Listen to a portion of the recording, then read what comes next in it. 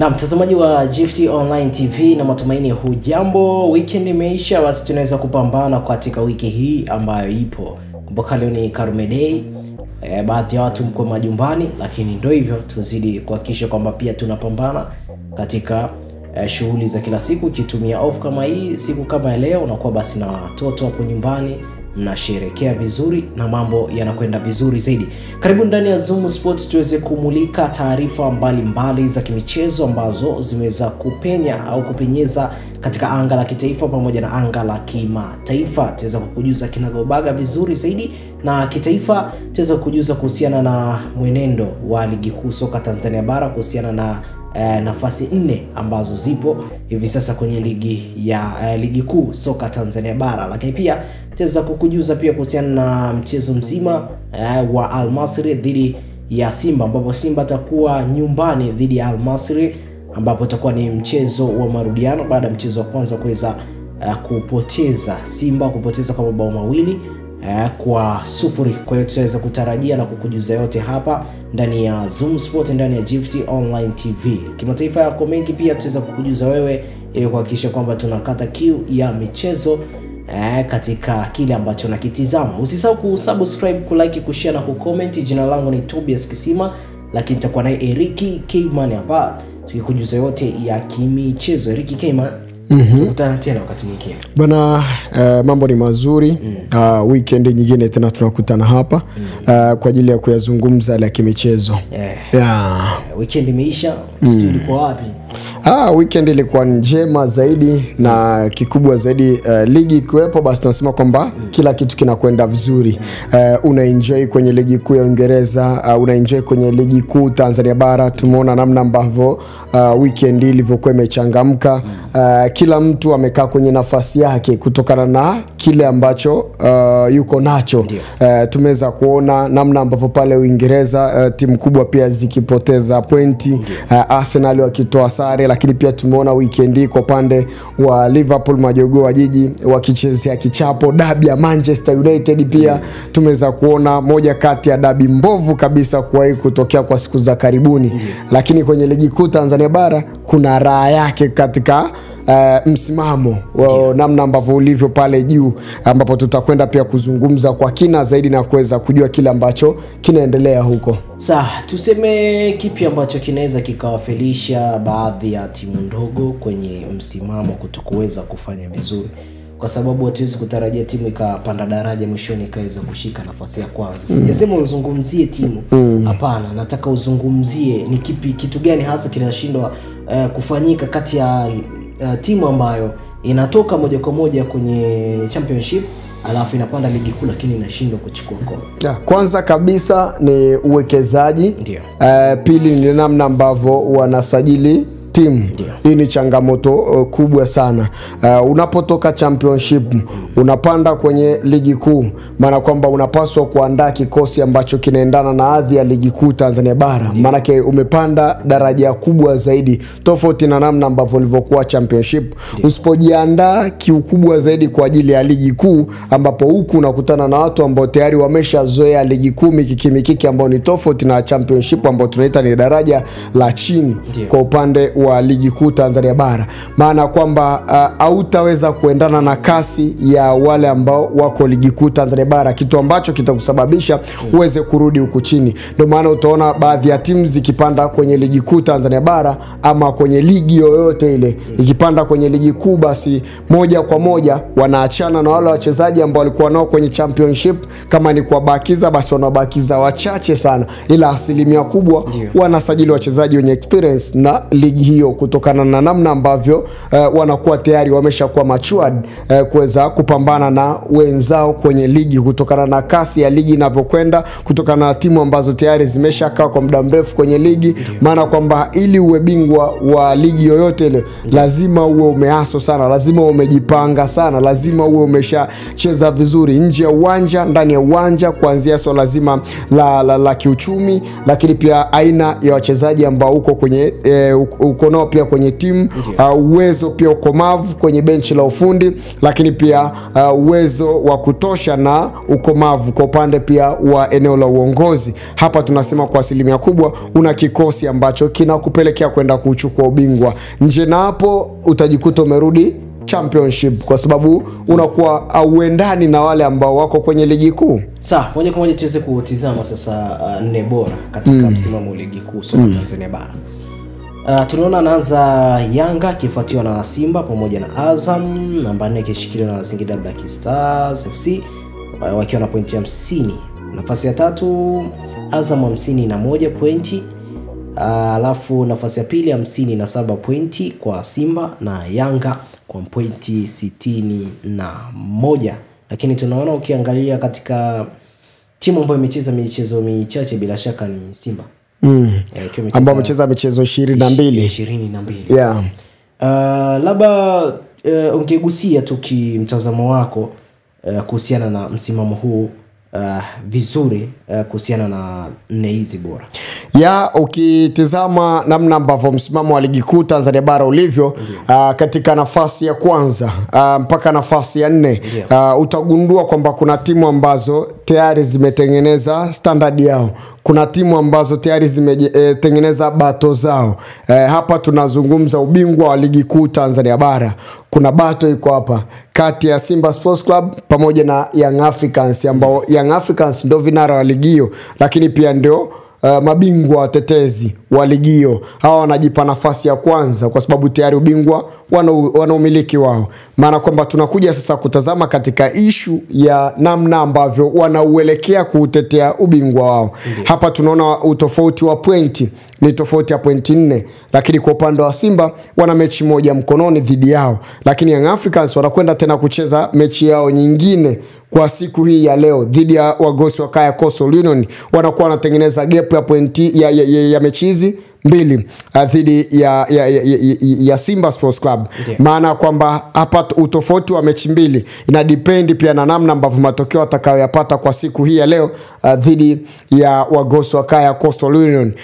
Simba Sports Club pointi tofauti ya pointi 4 ambazo mpaka hivi sasa wako nazo, bado wana nafasi nzuri ya kuelekea ubingwa wa ligi kuu Tanzania bara. Na Young Africans namna ambavyo wanacheza hizo mechi, wanacheza kuhakikisha kwamba lazima wahakikishe wanapata point. Maana kwamba wakidondosha pointi tu Simba Sports Club wakija kushinda, basi moja kwa moja atakuwa juu yake kwa tofauti ya pointi 1 kama akitoa sare, kama akidondosha pointi, kitu ambacho kinaweza kikamgharimu. Maana kama akidondosha pointi, Simba akishinda mechi zake zote, gap ya pointi itakuwa ni gap ya pointi 2. Kama akitoa sare, gap ya pointi itakuwa ni gap ya pointi 1. Maana kwamba Young Africans anachokifanya kwa hivi sasa ni kwamba katika kila mchezo ambao anaucheza anahitaji kuhakikisha kwamba anapata matokeo. Ndio maana utakuja kuona katika mechi zao 5 mfululizo Young Africans wamezicheza mpaka hivi sasa, wameshinda mechi zote 5, mechi mfululizo. Wana consistency ya kupata matokeo, kupata ushindi katika mechi 5 takriban mfululizo. Hii inaonyesha picha kwamba wamedhamiria kuutetea ubingwa wao. Inaonyesha picha kwamba iliali kwamba wanagundua kwamba tayari ligi imeshakuwa ngumu kutokana na mpinzani ambaye anayekuja nyuma yao. Ukitizama kwa upande wa Simba, wao wanajua kwamba wakati wowote ule Young Africans anaweza kajikwaa mahali hapo, sisi ndipo ambapo tutaenda kumpita. Tunachopaswa na sisi ni kuhakikisha kwamba tunashinda mechi zetu zote. Hii ni kauli ambayo Simba Sports Club wao wanasimama nao. Young Africans naye anasimama na kauli kwamba tunachotakiwa ni kuhakikisha kwamba tunashinda mechi zetu zote. Nani ambaye anayekwenda kuwa bingwa, basi inaweza ikaja kuamuliwa pia kwenye dabi ya Kariakoo kama wote wataendelea kushinda hivi. Japokuwa mechi inayofuata ya Young Africans baada ya leo dhidi ya Coastal Union, inayofuata ni dhidi ya Azam FC. Hii ni mechi ambayo ni ngumu, ambayo pia Young Africans wapo nayo. Lakini pia Simba wana mechi ngumu 2 dhidi ya Singida Black Star ambao tumemwona jana amemwadhibu Azam FC, lakini pia na mechi mechi dhidi ya Young Africans. Hapa tunaona kwamba hizi timu zote mbili zina mechi mbili ambazo ni ngumu. Hizi ni mechi ambazo tunasema za maamuzi ya kuelekea ubingwa wa ligi kuu Tanzania bara. Na ili uwe bingwa basi lazima uhakikishe hawa wakubwa wenzako unachukua pointi kwao. Ukishindwa kuchukua pointi kwa wakubwa wenzako basi moja kwa moja inakupotezea sifa ya wewe kuelekea ubingwa, au una asilimia kubwa ya wewe kwenda kupoteza ubingwa. Manake tunasema ndio unaweza ukapoteza dondosha pointi kwa wenzako wakubwa wenzako, lakini ukafanikiwa kushinda mechi nyingi au mechi zote kwa hao wengine wa nyuma, hao wenzako wakajikua huko nyuma ukabahatika kuwa bingwa. Lakini ili uweze kuwa bingwa ni vizuri zaidi ukachukua pointi kwa hao wa juu ambao unaochuana nao kuelekea kwenye ubingwa wa ligi kuu Tanzania bara. Hii ni bato ambayo iko hapa kuelekea kwenye ubingwa. Timu mbili ambazo zinaonyesha zina bato kali kubwa ya kuelekea kwenye ubingwa ambao ni Simba Sports Club pamoja na Young Africans. Kuna bato nyingine ambayo ipo ya nafasi ya 3 kwenye ligi kuu Tanzania bara. Kuna mtu anasema kwa nini ninasema ni bato ya nafasi ya 3? Nafasi 4 za juu ni nafasi ambazo mara nyingi tunasema kwamba ni nafasi ya timu 4 kwenda kuwakilisha nchi kwenye mashindano ya kimataifa. Lakini zinaweza zisiwe 4 zikawa ni 3. Zinakuwa vipi 3? Zinakuwa 3 kutokana na namna endapo bingwa wa FA, ile michuano ya FA akitokea tofauti na hawa wanne ambao wamesimama katika msimamo wa ligi kuu Tanzania bara, basi moja kwa moja huyu bingwa wa FA atakwenda kwenye mashindano ya kimataifa. Maana kwamba hapa kwenye ligi kuu Tanzania bara watatoka 3 tu pekee. Kwa hiyo kuna bato ambayo ipo hapa kati ya Azam FC pamoja na Singida Black Star ambao hawa wana tofauti ya pointi 1. Kabla mechi ya jana ilikuwa tofauti ya pointi 4. Jana Singida Black Star anamfunga Azam FC. Hapa ndo maana nakwambia kwamba ili uweze kuona ushindano uliopo mkubwa lazima uhakikishe unabato vizuri na mkubwa mwenzako. Alichokifanya jana Singida Black Star anaonyesha dhahiri kwamba anahitaji kuhakikisha kwamba anamaliza katika nafasi ya 3 kwenye ligi kuu Tanzania bara, na amekuwa na consistency nzuri ya matokeo tofauti na namna ambavyo Azam FC ushindi kwa umekuwa ni shida kwenye ligi kuu Tanzania bara. Azam kwenye mechi takribani 5 za ligi kuu Tanzania bara tumeona sare zimekuwa nyingi, tumeona pia amepoteza. Kwa ni kitu ambacho tunasema kwa upande wa Azam FC, manake katika kumbukumbu yangu katika mechi takribani 5 kwa Azam FC nadhani atakuwa amepoteza ameshinda mechi 1 tu pekee. Kama sijakosea ameshinda mechi 2, katoa sare mechi 2, kapoteza mechi 1.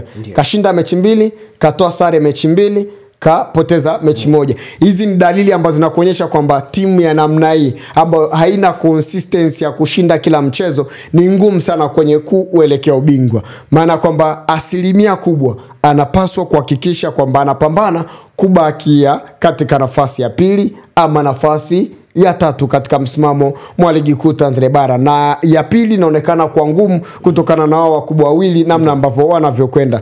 Ya 3 inawezekana ndo yupo kwa hivi sasa akiwa na pointi 51. Singida Black Star yeye yuko nafasi ya 4 akiwa na pointi 50, tofauti ya pointi 1. Maana kwamba hii inakuonyesha kwamba kuna bato iko hapa, kuna ushindani uko hapa, na Azam FC kuna changamoto ambayo naona inawakumba kwenye kikosi chao. Azam kuna namna ambavyo bado hawajajipata, hususan nina mashaka sana na kwenye eneo la benchi la ufundi kwa upande wa Rachid Tous, moja kati ya kocha ambaye alikuja vizuri, tukaona anafanikiwa kupata matokeo kwenye kikosi chake cha Azam FC, lakini kadri siku zinavyoonekana anaonekana anashindwa kubadilika. Hapa natazama mechi za siku za karibuni, matokeo yake namna ambavyo amekuwa akiyapata sare. Kuna wakati ambao utegemei kwamba anapoteza, unashangaa amepoteza. Ni kitu ambacho tunasema kwamba bado timu yenye quality ya wachezaji wa Azam FC kushindwa kushinda katika kila mechi, kuna shida ipo ndani yake. Shida inaonekana iko kwa upande pia wa benchi la ufundi. Bado hawajapata benchi la ufundi ambalo ni sahihi. Kuna mashaka na Rachid Tous, pengine kuna namna ambavyo ameshindwa pia kuwatumia wachezaji wa Azam FC. Tumeona pia kwa siku za karibuni Idi Nado Jibril Sila ndio amekuwa akichangamsha kwenye eneo la mbele, lakini bado kuna shida kwenye namna ya kufunga mabao, ufungaji wa mabao kwenye kikosi cha Azam FC. Hakuna mtu ambaye ana consistency ya kuweza kuscore mabao kwenye kikosi cha Azam FC. Eneo hili la mbele tumeona akijaribu Blanco, tumeona Nasoro Sadun akiwatumia kuwajaribu wachezaji hawa, lakini bado kuna namna ambavyo najaribu kujiuliza. Msimu uliopita Faisal Mfeitoto ni mzuri wa kufunga, mzuri wa kutengeneza mabao. Msimu uliopita alikuwa anacheza kama false 9 na hatimaye aliwapa Azam FC mabao mengi, akamaliza katika nafasi ya pili ya ufungaji bora kwenye ligi kuu Tanzania bara akiwa na wastani mzuri wa mabao takriban mabao 19. Msimu anamtumia kama kiungo mshambuliaji, kiungo ambaye anatengeneza kama namba 10, ndipo ambapo anamtumia, ambapo namba 9 amekuwa akimtumia sana Nasoro Sadun. Bado naona kwa upande wa kina Nasoro Sadun hawafanyi vilivyo, hawana consistency ya kuweza kufunga mabao. Kwangu mimi nilikuwa naona kwamba Rashid Tousi alipaswa kushtuka mapema na kuanza kumtumia Faisal kama false 9 kutokana na kile ambacho amekifanya kwenye msimu uliopita. Kuna mtu anaweza akazungumza na kusema kwamba msimu uliopita alikuwa mtu kama Kipre Jiara ambaye aliondoka kwenye kikosi hicho, labda kuna kitu ambacho kimepungua. Pamoja na hayo, kuna namna ambavyo Azam inacheza, unaona kabisa amekosekana mtu sahihi wa kuweza kutumia nafasi ambazo wamekuwa akizipata, kiasi ya kwamba mtu yuko kwenye timu ambaye amewahi kufanya hivyo na anaweza kufanya hivyo. Mtu kama Faisal akicheza kwenye nafasi hiyo ana uwezo wa kufunga mabao ya kutosha. Ukiangalia pembeni anacheza Jibril Sila, pembeni upande mwingine anacheza Idi Selemani Idi Nado. Kwa hiyo nadhani kwa upande wa Faisal angezuga hapa kama namba 9 false 9, basi kungekuwa kuna uwezo mkubwa sana wa Azam kuendelea kufunga, kupata mabao mengi zaidi. Kwanza angekufa kwenye kutengeneza pass za mabao, lakini pia kwenye kufunga pia vile vile, maana angecheza kama false 9 tofauti na namna ambavyo wanatumika kwa hivi sasa. Na kuna watu wengi wanaoji kwamba mbona Faisal wa msimu uliopita na wa msimu ni tofauti kabisa. Ni majukumu mawili tofauti, msimu uliopita na msimu. Ndio maana msimu tunamuona Faisal ana assist nyingi kwenye ligi kuu Tanzania bara, takriban 12 kama sijakosea. Ni assist nyingi sana. Inaonekana anafanya majukumu yake vizuri sana kwenye ligi kuu Tanzania bara kwa msimu, kutokana na nafasi ambayo inacheza. Msimu uliopita nafasi ambayo alikuwa anacheza alifanya vizuri kwa kufunga mabao. Kwa hiyo ni wakati wa Rashid Tousi kushtuka na kubadilika katika hizi mechi chache ambazo amebakiwa nazo. Bila shaka amebakiwa na mechi takriban 5 kama sijakosea. Mechi takriban 5 ndo amesaliwa nazo kwenye ligi kuu Tanzania bara. Hivyo katika hizi mechi 5 anapaswa kubadilika ili kuhakikisha kwamba anaipa timu hiyo nafasi ya kwenda kushiriki michuano ya kimataifa. Nje na hapo anaweza akajikuta anapitia wakati mgumu kama ikitokea bingwa akawa ni mwingine kabisa tofauti na hizi timu 4 kwenye michuano ya FA, mara kwamba akimaliza nafasi ya 4 wanaweza wakakosa nafasi ya kimataifa. Sawa, naona nafasi nazo ni ngumu kweli kweli, kiwemo nafasi ya kwanza Yanga na Simba wanapigana kweli kweli, lakini Singida na Azam pia wanaweza kukimbizana tu, niseme hivyo. Ndo bato lenye hilo ambalo nilikuwa nazungumza kwa siku kwa namna ambavyo lilivyo. Na Singida Black Star ukiwatazama wanaonekana na consistency ya kupata matokeo kwenye ligi kuu Tanzania bara. David Ouma yuko pale, anajua namna ya kuwatumia wachezaji wake. Kina Maluf Chikei, kina Kayeke wako pale, kina Trabi, kina Jonathan Soa. Jana tunaona anaanza na Jonathan Soa, Elvis Rupia anakuwa yuko bench, lakini Elvis Rupia anamtumia kipindi cha pili na hatimaye anakwenda kunufaika, wanafanikiwa kushinda bao 1-0 kwenye mechi ngumu dhidi ya Azam FC. Maana kwamba inaonyesha kwamba David Ouma ameanza vizuri kuwatumia wachezaji wake kwenye kikosi. Maana takriban mechi 5 za ligi kuu Tanzania bara mfululizo David Ouma kashinda mechi 4, katoa sare mechi 1 tu pekee. Maana kwamba anaonekana ni timu ambayo ni kubwa, ina uwezo sasa wa kushinda katika kila mchezo, kitu ambacho hapa katikati kidogo kilikuwa kinaonekana kukosekana. Na hatimaye tukaona matokeo yanakuwa sio mazuri kwa upande wa Singida Black Star. Toka alipoondoka kocha Patrick Ausems, Singida kidogo hapa katikati kama wameyumba. Pengine kama Patrick Ausems angekuwa mpaka leo kwenye kikosi cha Singida Black Star, tungeiona hii timu ikiwa katika nafasi hizo 3 za juu, wakitoa ushindani wa hali na mali, kiasi kwamba sasa hivi tungekuwa tunazungumza Singida Black Star ni miongoni mwa timu ambayo inakaribia kuchukua ubingwa kama angeendelea Patrick Ausems kwa namna ambavyo alivyokuwa. Kwa hiyo David Ouma sasa anaonekana anaanza kukifanya kile ambacho alichokuwa na kifanya Patrick Ausems.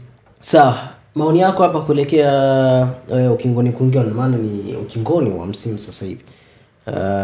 Zimekasoro mechi kadhaa tu.